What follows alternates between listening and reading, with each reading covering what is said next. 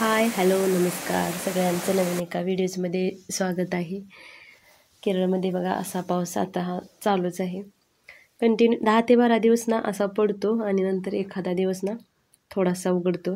म्हणजे 10-15 दिवसातून ना थोडंफार ऊन येतं एखादा दिवस आणि परत आणखी अजून लगातार असा चालू राहतो. इकडे कसं आता 2-3 महिने ना भरपूर असा पाऊस पडतो. कधी कधी तरी दुपारी थोडंफार ऊन येतं, दुपारचंच आलं तरी सकाळी तरी कधी येतच नाही. आता सूर्यदेवांचं तर काही दर्शनच होत नाही आता, आणि ते पण उन्हातच बरेच वेळा पाऊस येऊन जातो. म्हणजे इकडे थोडंसं जास्त प्रमाणातच पाऊस पडतो. पाऊस कसं थोडासा उघडला तर बरं वाटतं. 4 दिवसातून 8 दिवसातून जरी ऊन आलं एखादा दिवस तर उन्हामध्ये कपडे थोडेसे वाळून निघतात. आता कपड्यांचा जास्त पसारा होतोय असा. आणि हे मी संध्याकाळी सगळं आवरून झाल्यानंतर ना आता प्रांजूची बुक आली होती म्हटल्यानंतर तिच्या ह्याला कवर घालायला घेतलं होतं. कृष्णाची अजून आली नव्हती, 2 दिवसात येतील असं सांगितलं होतं. मग म्हणलं तिचं चाललेली मी म्हणलं एक दिवशीच सगळे घालून घ्यावे. ते माझे आलेत म्हणतेच, येऊन पण 2-3 दिवस झालं होतं, घालून घ्यायचं तिचं चाललं होतं. मग सगळं आवरून झाल्यानंतर बसलो. पण याचं हे ना असं मध्ये ना सारखं चालू असतं. अजिबातच ना असं त्याला एका जागेला ना म्हणजे बसायलाच आवडत नाही शांत. म्हणजे स्कूलमध्येच कसा बसतो काय माहीत. तरी पण टीचर म्हणत असतात म्हणजे चेअरवरून सारखा उठाबशा करत असतो. असा स्थिरपणा ना अजिबातच नाही आहे त्याला. काहीतरी ना सारखं हे करावं असं लागतं. टी व्ही बघतानाच थोड्या वेळ शांत बसत असेल तर, नाहीतर मग त्याचं हे असं सारखं चालूच असतं. आता जेवण करून झाले, असं काही करू नको म्हणून सांगते त्याला, तरी पण त्याचं ना चालूच आहे. शांत म्हणून तो बसत नाही. मग प्रांजूला पण दाखवून देत होते असं म्हणजे म्हटलं तिला पण शिकवावतं.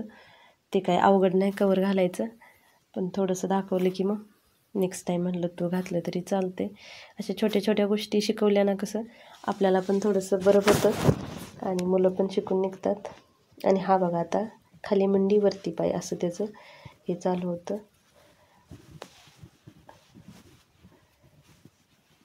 त्याचं असं सारखं काही ना काही हेच असते.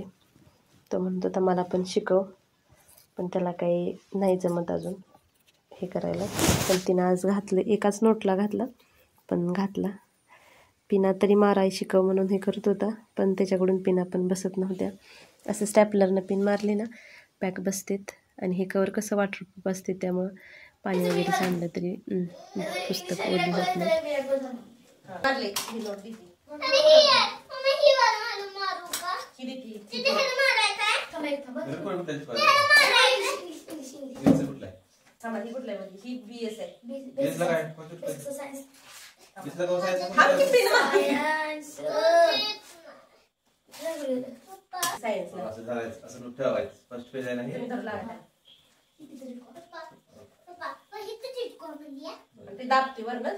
व्यवस्थित ठेवून द्या.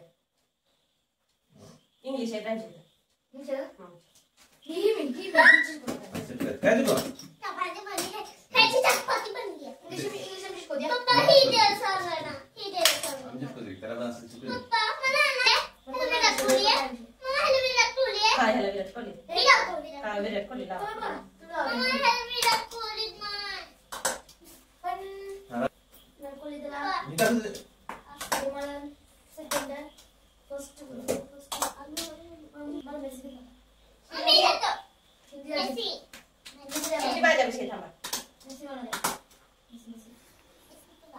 झाले होते सगळे कवर घालून पिना वगैरे मारून ठेवून दिलं.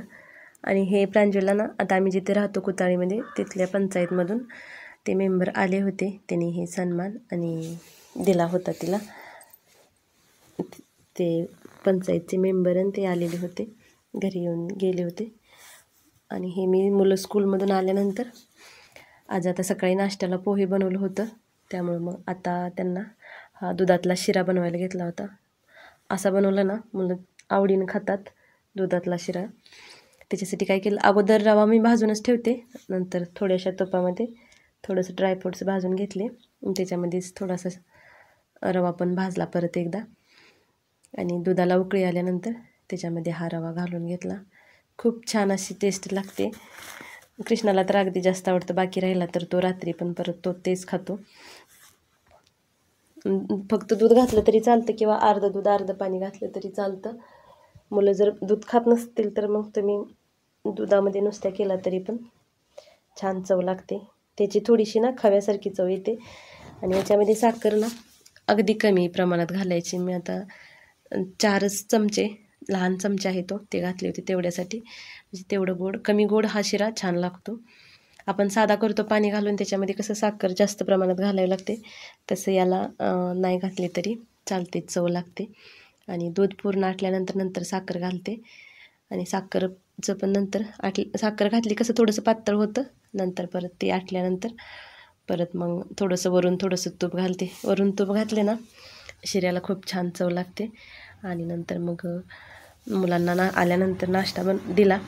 4 वाजता बनवून घेते, असं काय असेल तर मग थोडंसं थंड होतं, आल्यानंतर लगेच 4:30 वाजता त्यांना खायला येतं मग. आणि मग कणिक वगैरे मळून ठेवली, म्हणजे काही भांडी पडलेली होती ते पण मग भांडी सगळी धुवून घेतली. मुलांचा नाश्ता वगैरे आवरून झाला. मग परत आता संध्याकाळी काही कोबीची सुकी भाजी बनवायची होती, मग त्याची पण तयारी करून, कोबी अगोदर अर्धाच घेतला होता, तो पाण्यामध्ये टाकून ठेवते, मिठाच्या पाण्यामध्ये, आणि नंतर कट केल्यानंतर मग धुत नाही. आणि अगदी बारीक असा चिरून घेतला कांदा. मिरची, आज हिरवी मिरची नव्हती त्यामुळं मग मी लाल तिखट घालून करणार होते.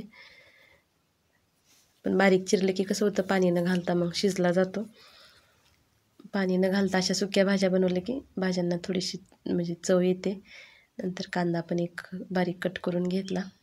हे सगळं तयारी करून ठेवली की परत कसं थोड्या वेळ त्याचा अभ्यास वगैरे घेऊन झाला की मग एका साईडला भाजी घालते आणि एक साईडला चपाती करते. मग जेवायच्या अगोदरच चपात्या बनवून घेते, अगोदरच बनवून नाही ठेवत. आणि आल्यानंतर नाश्ता केलेला असतो म्हटल्यानंतर परत लगेच काही जेवण करत नाहीत, मग जेवण थोडंसं लेट करतात. आणि सिंपल असं तेलामध्ये थोडीशी मोहरी, कढीपत्ता टाकून, कांदा टाकून भाजून घेतला. आणि ते भाजल्यानंतर त्याच्यामध्ये कोबी घातला. नंतर त्याच्यामध्ये मीठ टाकून ना झाकून ठेवायचं. शेंगदाण्याचं कूट आणि लाल तिखट नंतर घालायचं, अगोदर नाही घालत. झाकून ठेवलं की वाफेवर तो शिजला जातो, किंवा वरती मग थोडंसं पाणी ठेवलं तरी चालतं. आणि मग लगेचच मग चपाती पण बनवून घेतल्या. चपाती बनवायला काही जास्त वेळ लागत नाही. दुपारची थोडीशी पातळ रस्सा भाजी काहीतरी असते, मग तेवढी भाजी बास होऊन जाते. मग जास्त काय करायची, मुलांना पातळ भाज्या जास्त आवडत नाहीत.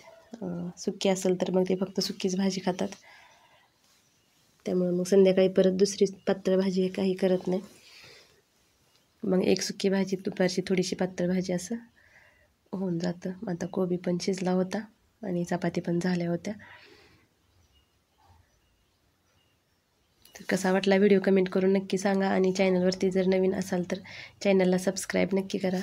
भेटू नंतर एका नवीन व्हिडिओजमध्ये. तोपर्यंत सगळ्यांना श्री स्वामी समर्थ.